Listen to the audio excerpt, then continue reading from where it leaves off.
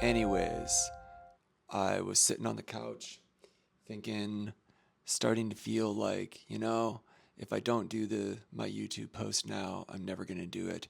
But wasn't really sure what I was going to talk about again. So I think I'll just talk about how I've been thinking about getting a car, a used car. And it's an interesting kind of thought process to go through again because, you know, I grew up in the United States. I got my first car when I was 16. It was a Toyota pickup truck, super piece of shit, but it ran great. I think we bought it for 500 US dollars, and I drove that thing 16, 17, 18 for 3 years. And after 3 years, I had just destroyed it. It, by the time I got rid of it, it wouldn't go in reverse. It would barely drive. It was completely rusted out, banged up. Um, it got a real beating, but it served its purpose, and I really appreciated that truck.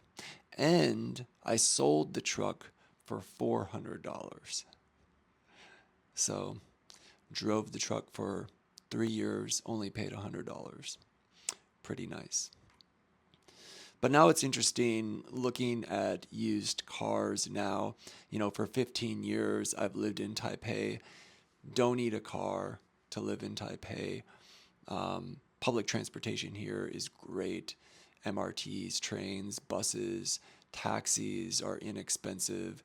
It's very convenient and very affordable to get around just about anywhere you want to go here. And for most of these 15 years, I've lived more in the center of the city where everything is. And, now with all the U-bikes here, you can rent a scooter by the hour just with an app, or rent a car with an app. It's mostly felt completely unnecessary to own a car. And of course, having a car is so much more expensive with all the side bills. So it's never been something that I've even remotely considered until now, because now me and my partner are living in Danshui, and Danshui is sort of like, you know, a suburb of Taipei. It's Taipei, New Taipei City. It's not really right in the center. It's near an MRT, but it feels a bit farther out. And also, I think the main thing is my physical situation, right? I'm partially paralyzed. I have a spinal cord injury. I I just can't get around like I used to. I can't ride a bike. I can ride a scooter, but not in a very, I don't feel very safe on that. And it's not really an easy way for me to get around and go places, because if I rode a scooter somewhere, I'd still need, a wheelchair or something to get around. So can't put a wheelchair on the scooter yet, not the scooter I have. So a car makes more sense because, you know, if I got something small with a hatchback, I could throw the wheelchair in the back, go places, and I think regain a bit more of my sense of freedom, the kind of freedom that I had when I first moved to Taiwan. You know, when I first moved here, every weekend was about getting on the scooter and just going on trips to the beach, the mountains, the jungle. I would just go all weekend and explore and have these amazing adventures, take pictures.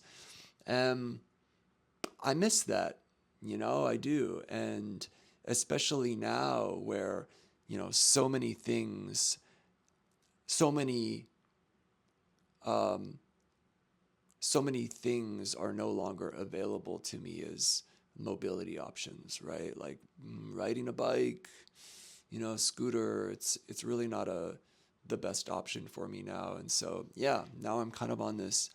Maybe I can find a used car kick.